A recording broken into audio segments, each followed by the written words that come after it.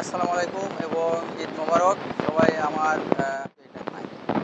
So অবশ্যই তোমাদেরকে যারা এই খেলা পরিচালনা এবং যারা সদস্য প্রত্যেকজনকে আমি আমার তরফ থেকে এটা কৃতজ্ঞতা জানাই। এই যে রাধাকান্তপুর বা আশেপাশের সবাইকে নিয়ে এটা যে আমরা করতে পারছি। আরেকটা ব্যাপার আমি বলি, মানে আমার একটা ছোট্ট উদাহরণ বলি। সেটা হচ্ছে যে আমরা যে এখানে যারা আছি মোটামুটি রাধাকান্তপুর আর মোল্লাপাড়া আছে, যদি এইটা ভবিষ্যতে আরও ইনক্রিজ করে রামপাড়া বা বাঙ্গালপাড়া বা জয়রামপুর গোয়ালপাড়া এই এলাকা দিয়ে আমরা যদি 4-5টা টিম গঠন করতে পারি, তাহলে আরেকটু ভালো হয় যে 4-5টা টিম হলো, আরও আশেপাশের এলাকার সাথে আমাদের হৃদ্যতা আর একটু বাড়লো। তাহলে হবে কি, এখানে হয়তো 60 সাইড খেলা হলো এরকম সকাল থেকে সন্ধ্যা পর্যন্ত, তাহলে আরেকটু ভালো হবে। হয়তো খেলা হলো 10 ওভার করে করে, পরে ফাইনাল হলো, হ্যাঁ, একই দিনে 3-4টা ম্যাচ হলো। তাহলে এরকম হলে আরেকটু ভালো করা যায় কিনা, এটা কিন্তু চিন্তা করলে আমার মনে হয় আরেকটু ভালো হতে পারে। আর একটা জিনিস হচ্ছে যে আমি আলমগীরের প্রতি একটু কৃতজ্ঞতা জানাই, আলমগীর শহীদ ভাইরা যারা, কারণ এই গায়ে কিন্তু প্রথম ক্রিকেট খেলা চালুই করছে আলমগীর। আমরা তখন একটু বড় ছিলাম, আমরা তখন ইন্টারমিডিয়েটে পড়ি, আমি ঢাকায় থাকি। তখন আমি আইসিসি চ্যাম্পিয়ন হয় বাংলাদেশ। তখন এই খেলার রেসটা সব জায়গায় ছড়ায় পড়ে। তখন টিভি খবর ছিল না, সবাই রেডিও দেখতো, রেডিওতে শুনতো আর কি। তো আমি যখন গ্রামে আসলাম, আমি দেখলাম যে লিটন তখন 6-এ পড়তো, ওরা 6 কি 7-এ রাজশাহী থেকে থাকতো, আসছে। তখন এখানে প্রথম খেলা আমি দেখলাম যে না, এরাও তো খেলছে। আমি এই দিকে আমার আব্বা, তখন আমার আব্বা বেশি ছিল, মেজো ভাই, শহীদের আব্বা আর কি, মেজো ভাই মমজুদ ভাই, তারা দুজনই পরলোকগত, তার প্রতি আমি জানাই, শ্রদ্ধা জ্ঞাপন করি।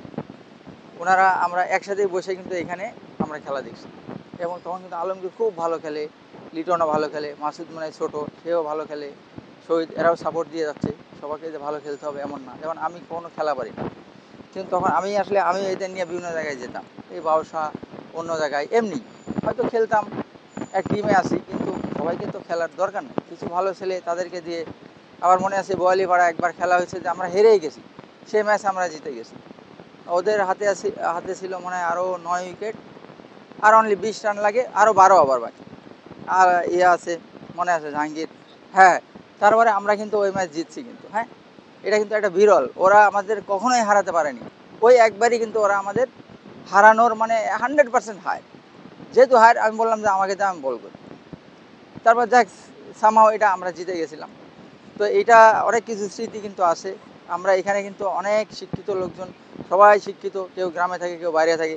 যেমন এখানে কিন্তু তুমি কলেজে আছো না, কলেজের প্রফেসর আসে, তারপরে যে মেডিকেল সায়েন্স আছে, ও হচ্ছে ইঞ্জিনিয়ারিং করছে, এরকম সবাই এখানে, আমি সবাই চিনি না, কিন্তু আমি জানি যে এখানে ডাক্তার, ইঞ্জিনিয়ার এবং জব করে যারা, তারা এখানে সবাই আসছে, গ্রামে মিলিত হয়েছে।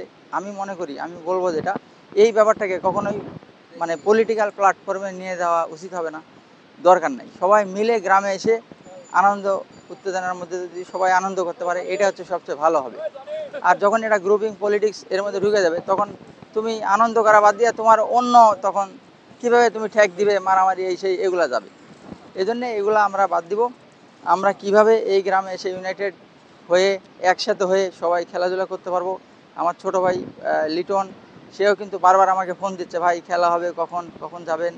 সে এখানে নাই, কিন্তু তার মনটা কিন্তু এখানে পড়ে আছে, এই খেলা নিয়ে সে পড়ে আছে। সে ঢাকা আছে, তার অফিসিয়াল কারণে আসতে পারে নাই, হয়তো কাল পরশু দিন আসবে। কিন্তু এই খেলাধুলা নিয়ে তার খুবই খুবই আকর্ষণ, খুবই আন্তরিক। সে আমাকেও বলে, আমি আজকে যে খেলাধুলা তোমাদের মধ্যে আসছি ওর জন্য। সে আমাকে ছোটোবেলায় আমি দেখছি ও ভালো খেলতেছে, ঠিক আছে, তাহলে আমি এর মধ্যে একটু ঢুকে যাই, সাপোর্ট দিই।